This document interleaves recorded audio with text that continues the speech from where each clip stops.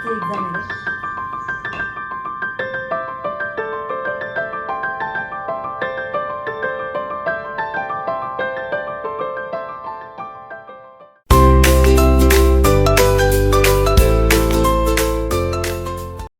कधी-कधी ना आपण किती काळजी घेतली तरी काही गोष्टी हातातून निसटतातच आणि त्या छोट्या-छोट्या गोष्टीसुद्धा मनाला खूप लागून जातात आणि त्यामुळे कधी-कधी असं वाटतं आपण सगळं बरोबर तर करत होतो. पण असं का झालं? पण आयुष्यात सगळ्या गोष्टी आपल्या कंट्रोलमध्ये नसतात आणि ते स्वीकारूनच आपण पुढे जावं लागतं. हाय, हॅलो, मी प्रियंका तुम्हा सगळ्यांचं पुन्हा एकदा स्वागत करते अजून एका नवीन व्लॉगमध्ये. तर आय होप तुम्ही खूप छान, मस्त आणि मजेतच असाल. तर आत्ता जे मी म्हणाले, की कधी-कधी ना आपण खूप गोष्टींची काळजी घेतो, पण काही गोष्टी आपल्या हातातून निसटतातच, कारण त्या आपल्या कंट्रोलमध्ये नसतात. तसंच माझं आजच्या ह्या एरिका पामचं झालंय. मी खूप काळजी घेतली होती आणि मला खरंच हे झाड खूप आवडलं होतं. मागे मी एक शॉटसुद्धा शूट केला होता, की माझीच नजर नाही लागली पाहिजे ह्या झाडाला असं. आणि मला असं वाटतं, की तसंच झालंय आणि पूर्ण हे झाड ना खराब व्हायला लागले आता सध्या तुम्हाला दाखवलं तसं. हे झाड बऱ्याच दिवसापासून माझ्याकडे आहे आणि खरंच खूप छान ग्रो करत होतं, पण आता मध्येच त्याला काय झालंय मला माहिती नाही. किंवा आता सीझन वगैरे चेंज होतंय, गरमी वगैरे वाढली आहे, त्याच्यामुळे हे असं होतंय की काय कळत नाही आहे मला. पण त्याची जी पानं वगैरे आहेत ना, पुढे पूर्ण जळाल्यासारखी झाली आहे, म्हणजे एकदम काळी-काळी पडली आहेत असं झालंय. आणि म्हणून म्हटलं चला ते थोडंसं कट वगैरे करून घेऊया. खालच्या ज्या त्याच्या फांद्या वगैरे आहेत ना, त्यासुद्धा आतून अशा खराब झाल्यात. यातल्या बऱ्याच अशा फांद्या मी आत्ता इथे काढूनसुद्धा घेतल्यात.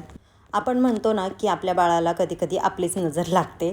तर तसंच माझं आजच्या ह्या झाडासोबत झालेलं आहे. माझीच नजर मला असं वाटते, की माझ्या या झाडाला लागली आहे.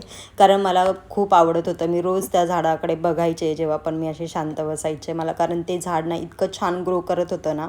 मागेसुद्धा असंच एरिका पामचं मी झाड आणलं होतं आणि अशाच पद्धतीने ग्रो झालं होतं. त्यानंतर ना मी एक यूट्यूबचा शॉर्ट टाकला होता यूट्यूबवरती आणि तो शॉर्ट इतका व्हायरल गेला होता, इतका व्हायरल गेला आहे ना, तुम्ही आत्ता पण जाऊन चेक करा. आणि त्याच्यामध्ये माझं ते एरिका पामचं झाड होतं आणि त्याच्यानंतर ना ते झाड अक्षरशः पूर्ण जळून गेलं, पूर्ण त्याचं काहीच राहिलं नाही. 1-2 आठवड्यातच असं झालं होतं खरंच. आणि असं म्हणतात खरं कधी-कधी की नजर इज रिअल. तर कधी-कधी होतात अशा गोष्टी. तसंच माझं ह्या झाडाच्या बाबतीत झालं आहे. याला माझीच नजर लागली आहे असं मला वाटतंय.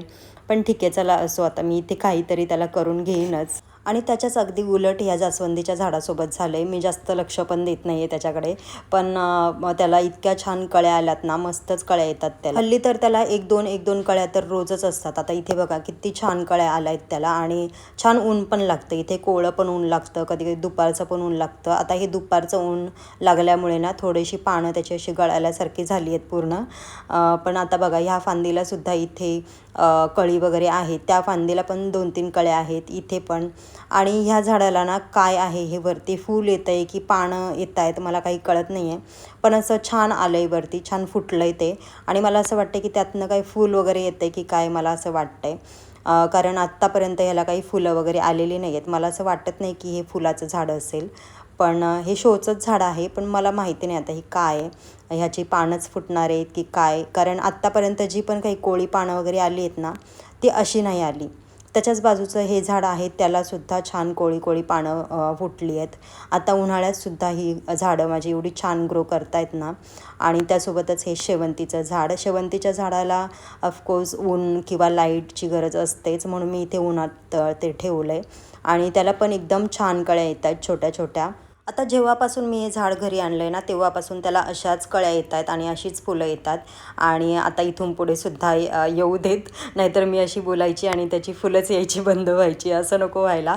आणि हे पण छान ग्रो होतं आहे, हे सुद्धा झाड मस्त, त्याला ऊन वगैरे लागतं आहे आणि उन्हामध्ये ते अजूनच छान ग्रो होतं आहे असं मला वाटतं आहे. जेव्हा मी सावलीमध्ये ठेवते ना, त्याला कळ्या यायच्या कमी होतात असं मला वाटलं, म्हणून मी पुन्हा एकदा ते उन्हामध्ये ठेवलं आहे. त्यानंतर त्याच्या बाजूला हे झाड आहे. ह्या झाडाला चायनीज एव्हरग्रीन असं पण म्हणतात. आता मला माहिती नाही एक्झॅक्टली नाव काय, पण याचीसुद्धा पानं इतकी छान एकदम अशी रुंद वाढतायत ना, छान एक पान फुटतं आहे त्याला.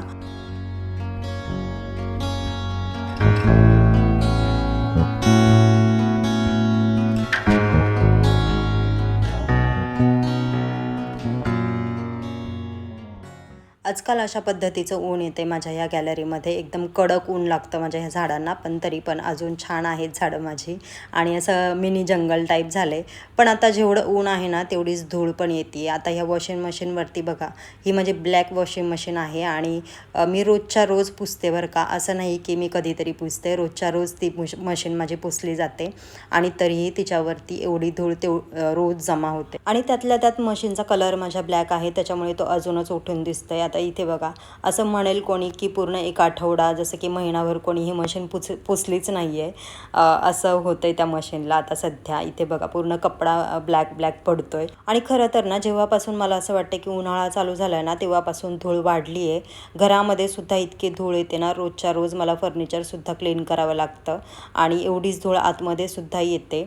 आणि आमच्या इथे तसं पण बाहेर रोडला ब्रिजचं काम वगैरे ह्या सगळ्या गोष्टी आहेत चालू, त्याच्यामुळे पण कदाचित येत असेल, माहिती नाही.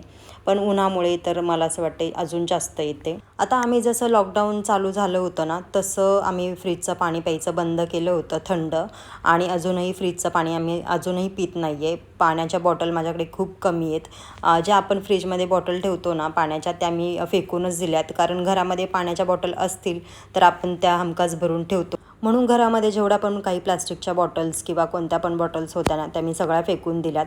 कारण स्मित माझ्या मागे पाण्याच्या बॉटल वगैरे भरून ठेवेन आणि पिईल असं मला वाटतं, म्हणून मी ते बॉटल सगळ्या फेकून दिल्यात. आणि 1-2च बॉटल आहेत माझ्याकडे, ह्या काचेच्या वगैरे ज्या आहेत त्या मी स्वतः यूज करते आणि डायनिंगवरती वगैरे भरून ठेवते, म्हणजे जेणेकरून पटकन घेऊन पिता येतं. आता हे मडकं ना मी शक्यतो मिठाने घासत असते. माझ्याकडे घरामध्ये जे पण काही मीठ अवेलेबल असतं त्यानेच मी घासते. शक्यतो जाड मीठ असेल ना त्याने घासलेलं अजून चांगलं असतं, जेणेकरून आतमध्ये मडक्याच्या आतमध्ये जो वास वगैरे येतो किंवा माती चिकटलेली असते, धूळ चिकटलेली असते, ती पटकन निघते. किंवा काही जंतू वगैरे असतील, आजकाल कधी पाणीसुद्धा खराब येतं, त्याच्यामुळे पण पाण्यामध्ये सुद्धा काही जंतू वगैरे असतील, ते मडक्यामध्ये साचलेले असतील किंवा काही पण जे आपल्या डोळ्यांना नाही दिसत, त्यामुळे असं मिठाने जर आपण घासलं ना, ते पण एक रिझन आहे की काही जंतू वगैरे नाही राहत मडक्यामध्ये. आणि पाणी पण खूप थंड होतं. तसं तर मी माझ्या या मडक्याला कधी कपडा वगैरे गुंडाळलेला मला अजूनही नाही आठवत, पण पाणी खूप थंड होतं ह्या मडक्यामध्ये. मला असं वाटलं होतं की ह्या उन्हाळ्यात तरी मी हे मडकं चेंज करेन, पण आता मला असं वाटतंय की मी अजूनही काही दिवस हे मडकं आरामात यूज करून घेऊ शकते. त्याच्यामुळे मी काही हे मडकं चेंज केलेलं नाही आहे अजून. आता बघूया किती दिवस माझ्याकडे टिकतंय. असं म्हणतात की जे काळं मडकं असतं ना त्याच्यामध्ये अजून पाणी थंड होतं, पण मी अजूनही काळं मडकं कधी यूज नाही केलं आहे. पण असं वाटलं होतं की ह्या उन्हाळ्यामध्ये मी ते काळं मडकं घेईन, पण आता माझी इच्छा होत नाही आहे हे मडकं ठेवून द्यायला किंवा फेकून द्यायला, म्हणून मी आता हे सध्या यूज करते आहे. बघू, हे जर माझ्याकडे छान अजून राहिलं तर मी हेच यूज करेन. आता त्यात अजून एक गोष्ट आहे की मडक्याच्या आतमध्ये हात टाकून कोणी मडकं वगैरे धुवत नाही. असं म्हणतात की पाणी थंड व्हायचं कमी होतं असं म्हणतात. आता मला माहिती नाही ते खरं आहे की खोटं, पण जर आतमधून हात घालून जर आपण मडकं वगैरे स्वच्छ नाही केलं तर आतमध्ये काही माती किंवा धूळ जे पण काय असेल ते चिकटलेलं असेल तर ते निघणार कसं, हा पण प्रश्न मला पडतो. म्हणून मी कधी असं धुवून घेत असते. आता हे खरं सायंटिफिक रिझन आहे की काय, की नुसतीच असं जे पहिले पूर्वज आपले बोलायचे म्हणून ते पुढे चालत आलं आहे, ते मला माहिती नाही. पण मी अशाच पद्धतीने माझं मडकं क्लीन करून घेत असते.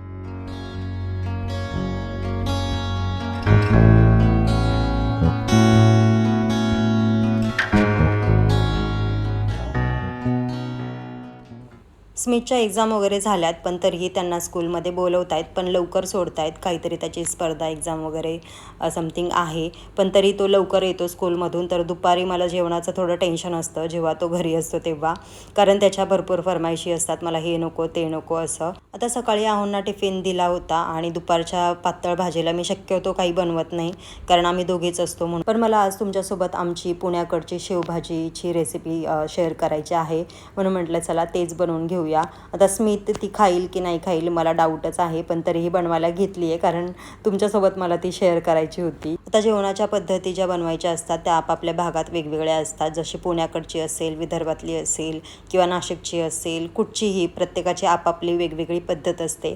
तसं आमच्याकडे ना शेवभाजीची वेगळी पद्धत आहे. तशा तर बऱ्याच काही रेसिपी मी माझ्या मम्मीकडून शिकलेल्या आहे, पण काही रेसिपी आहेत ते मी स्वतः शिकलेले आहे. त्यातलीच ही एक रेसिपी आहे. तर त्याला असे बारीक कांदे, टोमॅटो बारीक चिरून घ्यायचे असतात आणि कांदा खोबऱ्याचं वाटण करून घ्यायचं असतं. आता कांदा खोबऱ्याचं वाटण करताना मी कांदा खोबरं सगळं भाजून घेते, त्याच्यामध्ये कोथिंबीर वगैरे टाकून घेते. गेले 15-20 मिनटं मी लाईटीची वाट बघतीये. जेवण बनवायचं राहिलं आहे माझं आणि ह्याचं काम चाललं आहे मला छळायचं. असं काहीतरी चाललं आहे. त्याला काही काम नाही आहे आज. लवकर स्कूलमधून आला आहे. ॲक्च्युली त्याची एक्झाम पण झाली आहे, त्याला सुट्ट्या पण लागल्यात. तरी पण स्कूलने त्यांना का बोलवले, स्कूलमध्ये कोणती एक्झाम आहे आता 25 तारखेला, त्यासाठी त्यांचा काही अभ्यास वगैरे घ्यायचं चाललं आहे. आता माहिती नाही नक्की कसली एक्झाम आहे. कसली एक्झाम आहे ती? स्पर्धा एक्झाम, कसली तरी स्पर्धा एक्झाम आहे. त्याचा अभ्यास करण्यासाठी ते बोलवत आहेत त्यांना स्कूलमध्ये. असं नाही की एकदा सुट्टी दिली आणि संपलं, असं काही नाही. अजूनही स्कूल चालूच आहे त्यांचे. आणि आज तो लवकर आला आहे. आज म्हणजे आता लवकरच सोडत आहेत त्यांना स्कूल. लवकरच सुटते 12-12:30 वाजता. आणि म्हणून त्याचं आम्हाला दोघींना छळायचं काम चाललं आहे, लुसीला आणि मला. आता बघा, तिला इथे बसून पण देत नाही आहे नीट आणि काहीच नाही. ती बिचारी आपली सगळी घरामध्ये फिरते इकडे तिकडे. हे बघा बघा, काम नसलं ना की आम्हाला दोघींना असं त्रास द्यायचं, त्याचं काम चालू असतं, बाकी काहीच नाही. त्याचा टाईमपास होतो तेवढाच, है ना. लाईट गेली आहे, लॅपटॉप बंद आहे, सगळं बंद आहे आणि खरंच खूप गरम होतं आहे. असं उन्हाळ्यामध्ये का लाईट घालवतात मला कळत नाही. आणि फायनली 10 ते 15 मिनटानंतर लाईट आली आणि आता मी तुमच्यासोबत पुन्हा एकदा माझी ही रेसिपी शेअर करायला घेतली आहे. मला असं वाटलं की आता लाईट येणारच नाही. शक्यतो आमच्याकडे फ्रायडेची लाईट जाते. आता बघूया. आत्तापर्यंत तर फ्रायडेला पूर्ण दिवस लाईट नाही गेली आहे. आता इथून पुढे काय होतं आहे ते बघू. तर चला, असं मी तुमच्यासोबत आता माझी ही रेसिपी शेअर करते. मी तेल घालून घेतलं आहे. तेलामध्ये आपण जिरं, मोहरी, ओवा ह्या सगळ्या गोष्टी ज्या टाकून घेतो त्या टाकलेल्या आहेत. त्यानंतर कांदा परतून घ्यायचा आहे. ऑब्व्हियसली आपण पहिला कांदाच छान परतून घेतो असतो, गुलाबी होईपर्यंत असा कांदा छान परतून घ्यायचा आहे. कांदा छान गुलाबी परतला ना की त्याचा जो उग्र वास वगैरे असतो तो थोडा कमी होतो. त्यानंतर छान असा कांदा परतून घेतला आहे मी आणि अद्रक लसणाची पेस्ट टाकली आहे. अद्रक लसणाची पेस्ट टाकली ना, छान टेस्ट येते शेवभाजीला. ते छान अगदी तेलामध्ये परतून घ्यायचं. त्यानंतर टोमॅटो टाकून घ्यायचा आहे. मला असं वाटतं ना की कांदा आणि टोमॅटोशिवाय आपली एकही भाजी पूर्ण होत नसेल आणि त्यामुळेच आपल्याला जास्त कांदे टोमॅटो लागतात. माझ्या घरात तरी जास्तच लागतात बरं का. आता कांदा टोमॅटो मी छान इथे परतून घेतले आणि आपल्याकडे जेवढे पण काही मसाले जसं की लाल तिखट, हळद, कांदा लसूण मसाला असेल तर तो टाकू शकता. धना पावडर, जिरा पावडर, थोडासा गरम मसाला. आता माझ्याकडे इथे काही गरम मसाला नाही आहे तर मी इथे टाकून घेतलेला नाही आहे. तुमच्याकडे तो असेल तर तुम्ही तो पण टाकून घेऊ शकता. त्यानंतर मी इथे थोडासा शेवभाजी मसाला घेतला आहे, जो आपला रेडीमेड शेवभाजी मसाला येतो तो 1 स्पून इथे टाकून घेतला आहे आणि थोडंसं पाणी टाकून हे छान परतून घ्यायचं आहे. त्याला असं जोपर्यंत तेल सुटत नाही ना तोपर्यंत परतून घ्यायचं आहे. त्यानंतर हा जो मसाला आहे, कांदा खोबरं ह्या सगळ्याचा जो मसाला आहे ना, म्हणजे वाटण आहे ना, ते इथे मी टाकून घेतलं आहे. याच्यामध्ये कांदा, खोबरं, खसखस ह्या सगळ्या गोष्टी मी छान भाजून घेतल्या होत्या आणि त्याचं वाटण करून घेतलं होतं. ते वाटण मी याच्यामध्ये मिक्स करून घेतलं आहे आणि ह्यालासुद्धा छान असं जोपर्यंत बाजूने तेल वगैरे सुटत नाही ना तोपर्यंत परतून घ्यायचं. आता इथे बघा, छान असं तेल सुटलं आहे. मी 5-1 मिनटं असं छान कमी गॅसवरती, लो फ्लेमवरती असं छान परतून घेतला होता मसाला. लो फ्लेमवरती थोडंसं असं शिजवून घेतलं ना, छान तेल सुटतं बाजूने. त्यानंतर मी थोडं पाणी टाकून घेतलं आहे. मला जसं इथे पातळ भाजी वगैरे करायची आहे थोडी, तर तशी मी करून घेते. तुम्हाला जर घट्ट पाहिजे असेल तर तुम्ही घट्ट पण ठेवू शकता.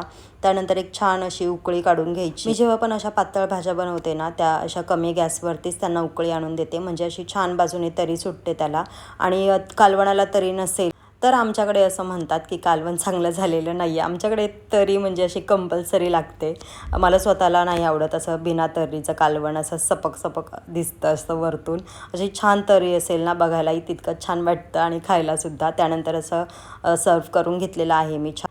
त्यामध्ये माझ्याकडे जी शेव होती ती मी इथे टाकून घेतलेली आहे. तुमच्याकडे कोणती पण गाठी शेव असेल किंवा कोणती, ती तुम्ही याच्यामध्ये टाकून मिक्स करून घेऊ शकता. तुमच्याकडे जी पण काही अवेलेबल असेल ती. आणि खरंच करून बघा, खूप मस्त लागते.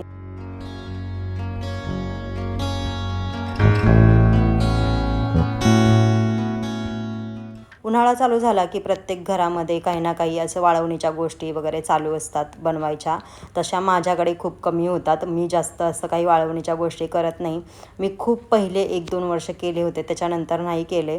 आणि आता बघू यावर्षी जर मी मम्मीकडे वगैरे गेली उन्हाळ्याच्या सुट्टीत किंवा काय तर बनवून आणेन असा विचार आहे. पण ठीक आहे, आता बघूया. स्मितच्या सुट्ट्यांवरती आहे, कारण त्याचेसुद्धा क्लासेस वगैरे चालू होणार आहेत.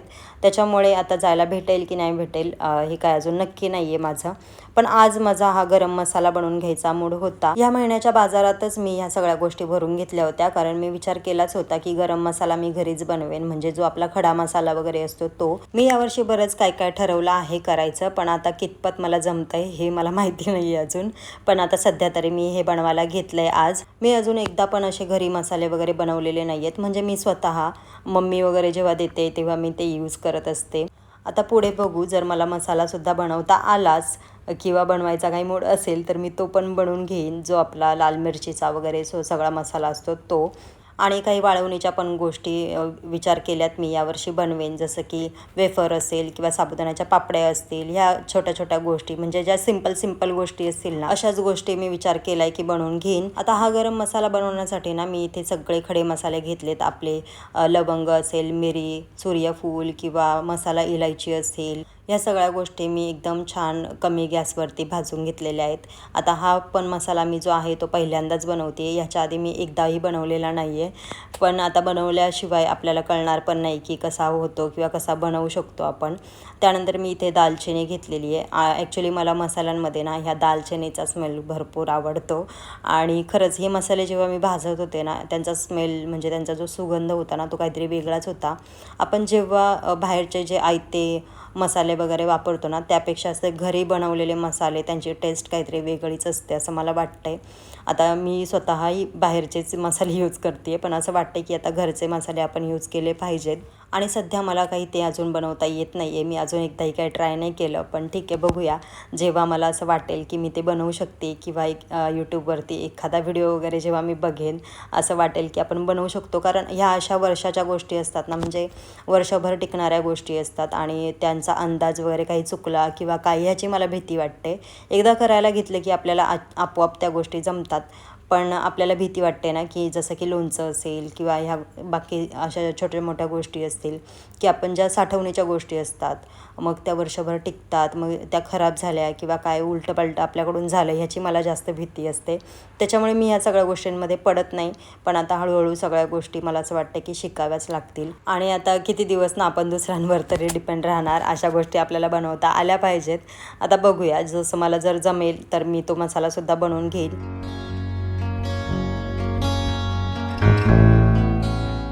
आता तुम्हाला इथे जेवढे पण काही मसाले वगैरे दिसत आहेत ना, तेवढे पण मी छान लो फ्लेमवरती भाजून घेतलेत आणि मग बारीक करून घेणार आहे. आता मी हे जे खलबत्त्यामध्ये कुटते ते जायफळ आहे, आणि माझ्याकडे होतं शिल्लक गेल्या महिन्याचं, मला ते माहीत नव्हतं. आता ह्या बाजारामध्ये माझ्याकडून ते राहून गेलं होतं, पण माझ्याकडे ऑलरेडी 2 होते, तर तेच मी इथे छान भाजून घेतले होते आणि बारीक करून घेतले. आता ह्या मसाल्यामध्ये ना कोणी कोणी धने, जिरे ह्या गोष्टीसुद्धा टाकतात.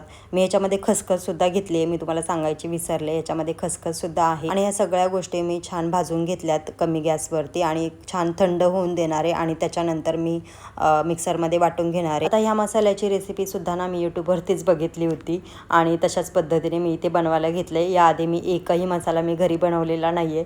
जर माझं याच्यामध्ये जर काही माझं चुकत असेल तर तुम्ही करेक्ट करा, मला कमेंट करून सांगा की काय घालायला पाहिजे होतं, काय नाही, ह्या सगळ्या गोष्टी. आता इथे मी ते जी दालचिनी वगैरे जी होती ती मी इथे तोडून मिक्सरमध्ये घालून छान ह्या सगळ्या गोष्टी बारीक करून घेते. कधी कधी काय होतं ना, आपण आपल्याला जमेल की नाही या भीतीने काही गोष्टी करायला मागत नाही, आणि माझंही तेच झालं. असं वाटतं की आपण एवढ्या मोलामागाच्या गोष्टी घेणार आणि मग ते आपल्याकडून बिघडलं तर काय होईल, ह्या सगळ्या गोष्टींचा विचार करून मी काही गोष्टी करत नाही. पण आता ह्या गोष्टी मला असं वाटतं की कराव्याच लागतील, म्हणून मी आज धाडस करून हे सगळं बनवायला घेतले. आणि खरंच खूप छान झाला हा मसाला. मी एकदम छान बारीक वाटून घेतला होता, आणि ह्या सगळ्या गोष्टी इतक्या छान भाजल्या गेल्या होत्या ना, त्याच्यामुळे एकदम फाईन पेस्ट त्याची तयार झाली होती. मला चाळणीने चाळायची सुद्धा गरज नाही पडली. माझ्याकडे तुम्हाला भरपूर कमी काचेच्या गोष्टी दिसतील, तशाच ह्या बरण्यासुद्धा कमीच आहेत माझ्याकडे, आणि म्हणूनच माझ्याकडे जो पण काही इथे जार आहे किंवा बरणी आहे ती थोडीशी एअरटाईट आहे. आता ह्या मसाल्यांसाठी ना जास्त एअरटाईटवाल्या बरण्या यूज करते किंवा कराव्या लागतात. आता माझ्याकडे सध्या त्या नाही आहेत, तर माझ्याकडे जी आहे बरणी अवेलेबल त्याच्यामध्येच मी हे भरून घेते आहे.